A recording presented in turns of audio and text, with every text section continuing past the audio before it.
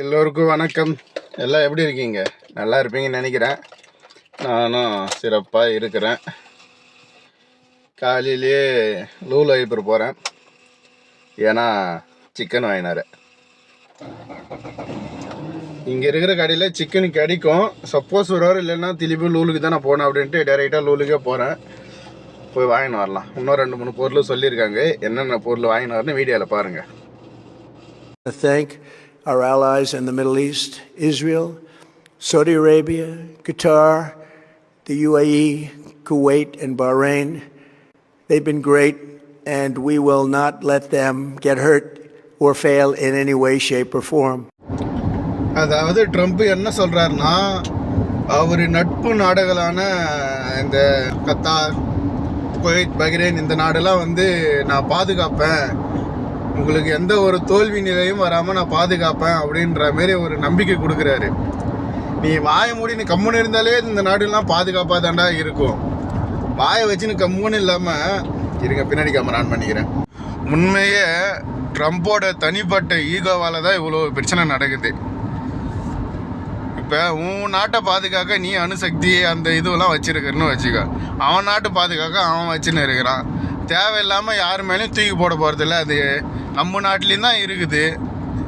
நம்மனா போய் தேவையில்லாமல் போட்டுனா இருக்கிறோம். அதுமாரி உன் நாட்டு பாதுகாக்க நீ வைக்கிறடா, அது ஒன்றும் பிரச்சனை இல்லை, உன் விட்டுட்டு உன் கம்முன்னு இருந்தானா எந்த பிரச்சனையும் நடக்காது. ஒரு தனிப்பட்ட ஈகோவால் மொத்த உலகமும் பொருளாதாரம் இழந்து எல்லா மக்களும் கஷ்டப்பட்டு எல்லாம் சாவறாங்க. என்ன பண்ணுறது? அவனை என்ன பண்ணலாம்? அமெரிக்காலேயும் போர் சத்தம் கேட்குது, ட்ரம்ப்பு ஒழிக அப்படின்னு. எங்கே ஒழிகிறான்? ஒழிய மாட்டே இருக்கானே. சரி ஃப்ரெண்ட்ஸ், லூலுக்கிட்ட வந்துட்டேன். உள்ளே போய் நம்ம பொருள் எடுக்கலாம். ப்ரௌன் டோஸ்ட் 1, 4 சிக்கனு, அப்புறம் காஞ்ச திராட்சை பாக்கெட் 1, ஒரு எண்ணெய் டப்பா. இது மட்டும் தான் என்ன சொன்னாங்க. Total bill 9 dinar 400 fils. நம்பூர் காசுக்கு 2836 ரூபா. அப்படியே சுற்றி ஏதாவது ஆஃபரும் இருக்குதான்னு சொல்லிட்டு பார்த்தேன். மேடத்துக்கு அந்த பொருள் வாங்கிட்டேன். ஏடிஎம் கார்டில் காசு இல்லாமல் ஃபோன் பண்ணி அப்புறம் இப்படியே வாங்கிட்டேன். எனக்கு இந்த ஹேர் ப்ரே வாங்கிட்டு வந்திருக்கேன். 8.5 தினார். அது ஆக்சுவலி ரேட்டு 14 தினார். அது ஆஃபரில் லூலில் 10 தினாருக்கு போட்டு வச்சுருந்தாங்க.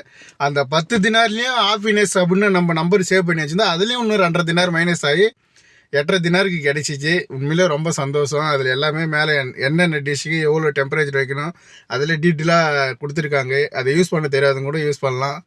அது வீட்டுக்கு அனுப்புறதுக்கோசரம் வாங்கி வந்திருக்கேன். சந்தோஷம். சரி, சாப்பாடு என்ன பிரேக்ஃபாஸ்ட் எதனா கொடுத்துருக்காங்களா பார்த்துட்டு சாப்பிட்லாம். லஞ்சு வந்திருக்கு, என்ன வந்திருக்குன்னு பார்த்துட்டு சாப்பிட்லாம்.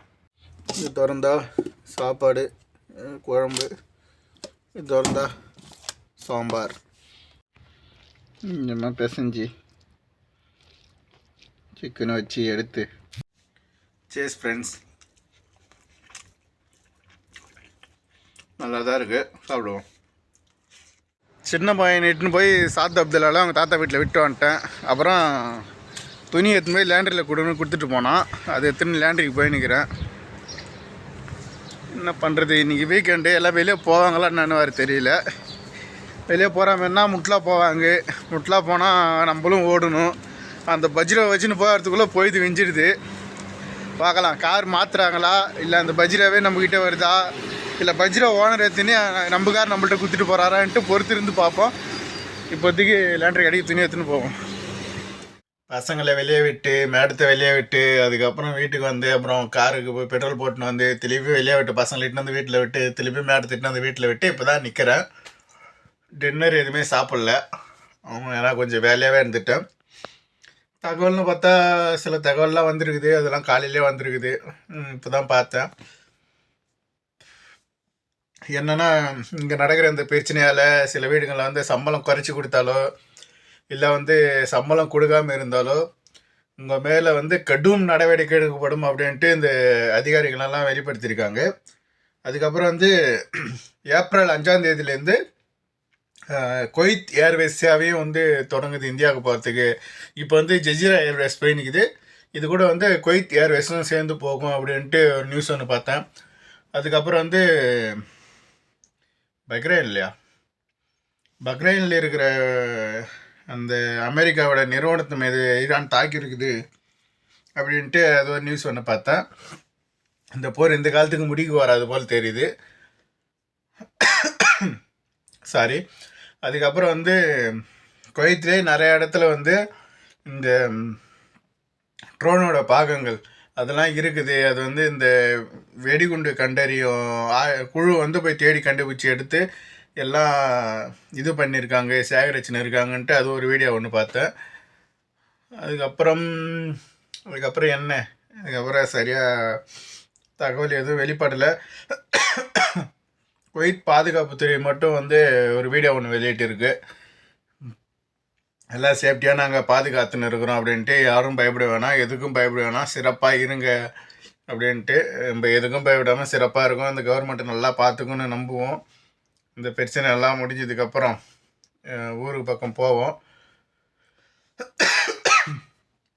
சரி ஃப்ரெண்ட்ஸ், படுத்து தூங்குறேன். நாளைக்கு வீடியோவில் சந்திக்கிறேன். நாளைக்கு வேலை எப்படி வருது, நாளைக்கு தகவல் எப்படி வருதுன்னு பார்த்து உங்க கூட ஷேர் பண்ணிக்கிறேன். ஓகே, பாய், தேங்க்யூ.